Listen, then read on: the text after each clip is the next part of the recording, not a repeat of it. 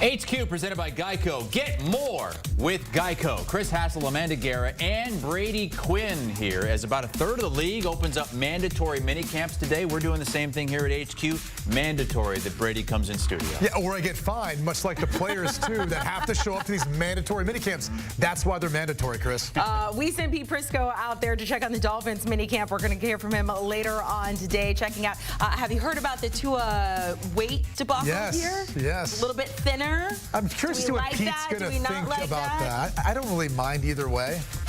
Yeah, I just want him to be healthy. That's all. Tyreek Hill may want a new payday as well. The Dolphins going to try to win the AFC East for the first time since 2008, but it will be difficult because, of course, the Bills have won it the past, 4 seasons, I believe? Bills own that division now. Everything runs through Buffalo. We didn't think it was going to happen last year midway through the season, but boy, did they come back. Again, Pete Prisco is going to be there live from Dolphins OTAs. Loves this time of year. He's got probably a very bright pink shirt on as well.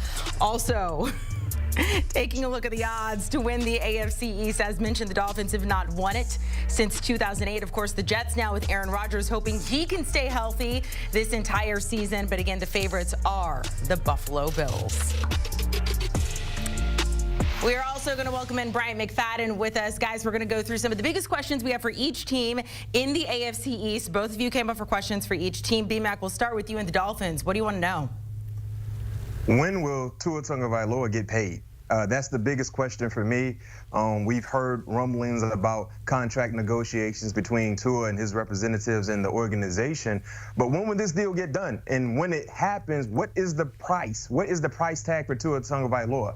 This is a situation when you look at Tua, clearly he wants to be paid. The other quarterbacks in his draft have been paid. Joe Burrow, Justin Herbert, Jalen Hurts, all paid handsomely. Now it's about Tua Tagovailoa. He showcased the ability to be healthy a year ago, played pretty good football, even though they had a short life in the playoffs. Throughout the regular season, Tua did what he was supposed to do, plus more. And most importantly, like I stated, he stayed healthy. So that's the biggest question mark for me in regards to the Miami Dolphins. We know the quarterback is a very, very valuable position. It's a talking point for all of us. And knowing that he's closer to being paid than not being paid based on his rookie contract, that's the biggest question mark for me. When will it happen, and what will that price tag be? A lot of people getting paid this summer. We just saw Justin Jefferson become the highest paid non-quarterback ever in the NFL. Brady, let's go to you with your biggest question for the Dolphins. You have worked very hard on your question, so we're going to give you your due. You want to know if the Dolphins are going to sink or swim in the AFC playoff race. That's right, because if you go back to last season, the knock on the Dolphins was, yes, they look good versus bad teams, but when it comes to the better teams in the AFC, they can't necessarily swim like we're accustomed to seeing the Dolphins do versus some of the lesser opponents. So did they take that leap this year against the AFC playoff? I can't even keep a straight face while saying this. Is this going to be throughout the whole segment? But maybe. It's a legit question, though, only because when B-Mac talks about the payday for Tua Tagovailoa, that's what people want to see. That's what Pete Prisco, who's at minicamp today, wants to see is whether or not they can beat the best in the AFC. And Tua Tagovailoa wants a payday. Tyreek Hill wants a payday. Look, when you win your division, when you go off in the playoffs, you get to a Super Bowl or win the AFC Championship, you get paid. That's typically how it works. Look at the Kansas City Chiefs this year. So everyone will be satisfied and happy if the Dolphins can prove that they are going to swim and not necessarily sink with all the other competition in the AFC playoff picture this year, because they are a playoff team. It just comes down to how far they'll be able to go. You would think that the Buffalo Bills would be a playoff team too, but your question for the Bills, Brady, is could this season be a rough ride for Buffalo? I'm not as optimistic for the Buffalo Bills this season as other people are. Now, look, I understand Josh Allen's their quarterback. They always have a shot, right? Sean McDermott will be the first to tell you the window is always open when Josh Allen is your quarterback.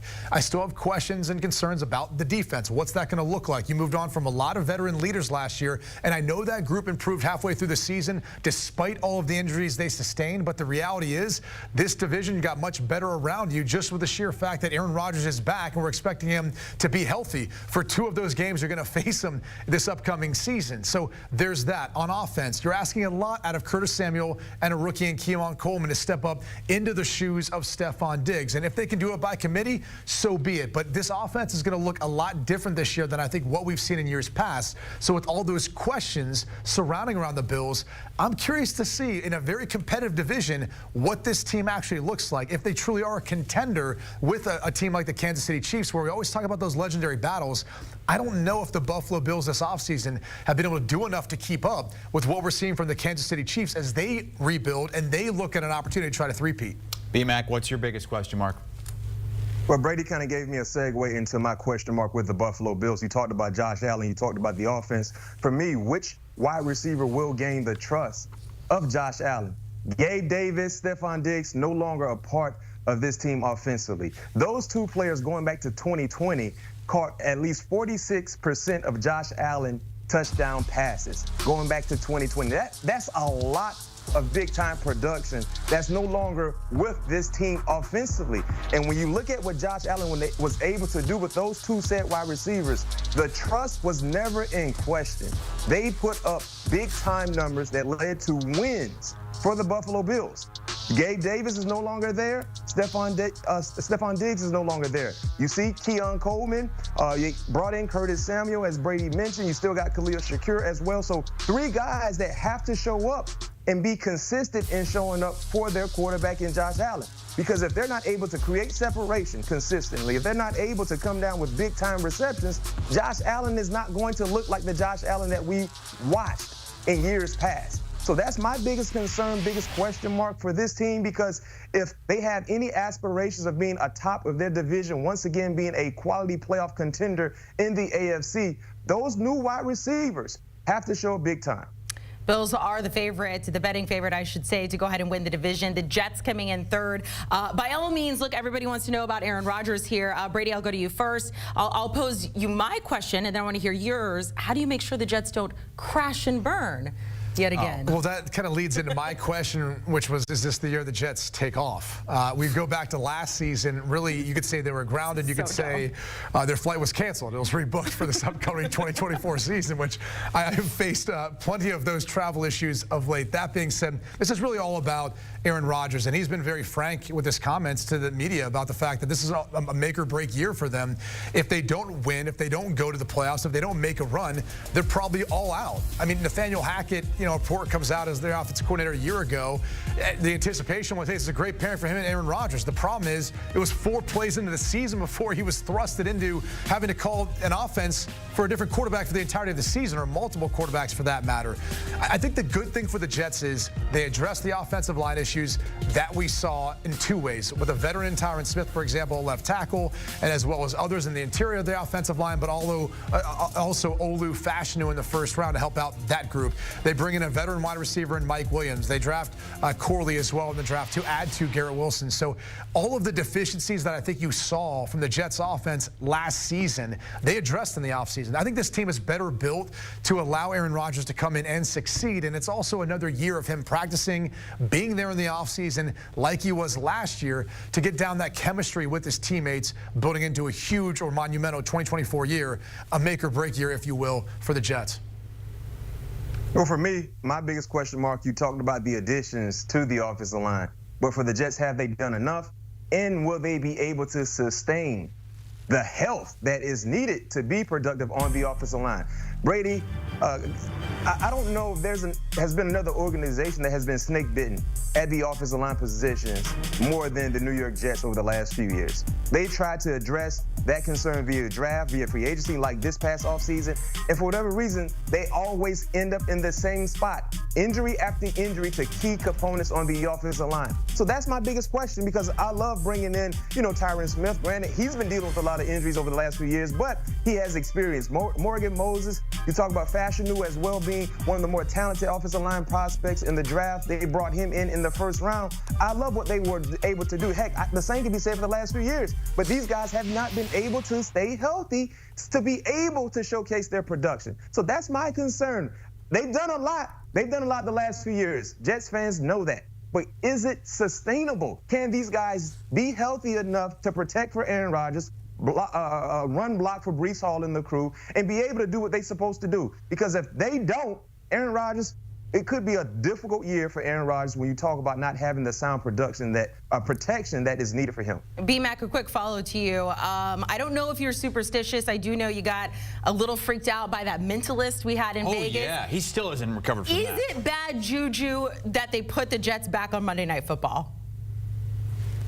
You know what? If I was a Jets fan, I would not want to see that ball game. Because as you mentioned the last time, a year ago when we saw them, very hyped game, highly anticipated game, and then for 4 plays, look what happened. And I'll say this much, guys. If something happened to a key Jets player this Monday night, first week of the season, listen, it would be okay for the Jets to just turn in their Jets card as a fan and root for the Giants. Because if something happened again, you're just bad luck. You're just bad luck. I mean, moving forward. The storylines. I mean, I'll say that's what the NFL does with a lot of these matchups, and then and the NFL season schedule. The storylines, the fact that you've got the player who was involved in the previous injury on this team that he's playing now in the San Francisco 49ers in Leonard Floyd, and on top of that, if you go back to his time in Green Bay, the arch nemesis, the kryptonite, if you will, it was the San Francisco 49ers. So why not start off the season with this sort of matchup? So a lot of great storylines. I'll say this. Plus 210 right now is what their odds are to win the division. Yeah. You better take that bet now, because when it happens and when they win the division, right, even after the tough first 11 weeks, it's only going to go down from there. All right. Okay. So I would say place your money on the Jets at plus 210 to win the AFC East division now. Otherwise, you'll regret that opportunity later on when they're paving their way through. Hey, Brady, I second that. I really love that. That's great juice in that orange. I love that as well. And the only concern that you have with the Jets is health. But I think if they stay healthy, I love Aaron Rodgers. I love the addition of Mike Williams, granted, being healthy as well. Running the football defensively hasn't been a concern with that group in quite some time. And you look at the window that is open in their division. I love that. Great odds. 210, I agree with Brady. Take it right now, because when they get this thing rolling, of course, the odds will decrease. You know, the other thing is that we talked about all the additions to this roster. You look at the backup quarterback, Tyrod Taylor now, who's there. To me, he's a much more formidable backup or insurance option if Rodgers struggles with an injury and can't come back or gets banged up at some point in time this season, and they do need someone to come in and play. Tyrod Taylor's been proving himself in this league for a long time. I think with his improved offensive line, the improved weapons around them, that defense that we know is going to show up and show out, I think they're in a much better spot all the way around from where they were just a year ago. So I guess Brady and B-Mac believe the Jets are going to be flying high this upcoming season. How about the Patriots? It'll be an air show, Chris. Brady, I've been researching the Hopefully American not like Revolution. The Fort Lauderdale one. Because your question has something to do with the Tea Party. Yeah, I said, will there be a Boston Tea Party in New England? Can you explain that, please? Well, the Patriots, you know, Boston team. No one's going to go along with this. I don't think there's like a historical meaning and It's tough, okay? It's tough to kind of figure something out with the Patriots. We're going to went a bunch of different directions. This is where we ended up, all right? It was a long night. That being said, I don't know that they will be partying in Boston, and for this reason. Look, you got a rookie head coach in Gerard Mayo stepping in for the shoes with the legendary Bill Belichick, him trying to put his own stamp on it, and on top of that, you're probably going to have a rookie quarterback that starts, if not the entire season, a strong portion of the season in Drake May. I just think there's a lot of moving parts. And if you compare this roster on paper to the rest of the AFC East, this is probably the least talented roster. And that doesn't mean they're not going to win some football games, but I think they've got an uphill battle with a lot of question marks, a lot of what ifs for what this New England Patriots team will be this season. And I think they improved somewhat, and Drake May could be the future for this team.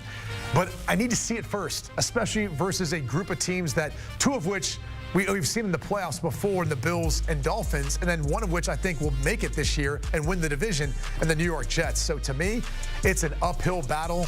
Probably not partying in Boston when it's all said and done this season, B-Mac. Party music, though. No question.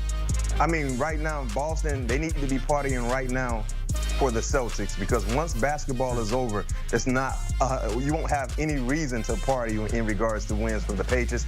I'm right there with Brady when you talk about it's almost like a rebuild type year, rookie head coach, potentially a rookie starting quarterback. So my biggest question mark with the New England Patriots is, when will Drake May take the keys for this offense? And I didn't say be handed the keys, but take it, because right now Jacoby Brissett a journeyman in the National Football League, a serviceable quarterback when given the opportunity, is now the starting quarterback as we see it today. If they were to play a ball game right now, I think Jacoby would be the starting quarterback. But at some point in time, you will love to see Drake May insert himself in the lineup. And that would be a good sign for the organization because they've seen development from the young player. And then also, too, he's shown the ability to be able to guide and orchestrate this offense in the direction in which they need to go. So that is a huge question mark because when you invest a high round pick at the quarterback spot for your organization, at some point in time, you want to see this guy grow to be able to be in the starting lineup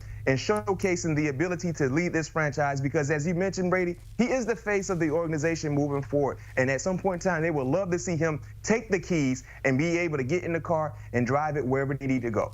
Any more like bad dad jokes for this segment? Are we good? You got them out of your system? I think I got them all out. Yep. EACH, no dad jokes for you here. Brady's been throwing them in this entire time. I can't help it. I'm a dad. Amanda, next time I'm on with you guys, I have a joke for you. Okay. Or a riddle. Do you guys love riddles? Sure. Yeah. Okay. My kids have a book full of riddles. I'll get a riddle for them, good. And I'm going to shoot it to you. Let's see if you can get it. Thanks. New England Patriots with the lowest win total of the season in the NFL at 4.5. They're also the biggest underdog in Week 1. I'll take the under. Under 4.5 wins. They were under it last season with just 4. Wow. They are 9-point dogs to open up the season against the Cincinnati Bengals, a game you can see on CBS September the 8th as we begin our coverage on Paramount Plus as well. If you want to stream it, we've got 3 of the 4 AFC East teams on CBS in that 1 o'clock Eastern time window. We'll also have the Dolphins hosting the Jags and the Bills hosting the Cards.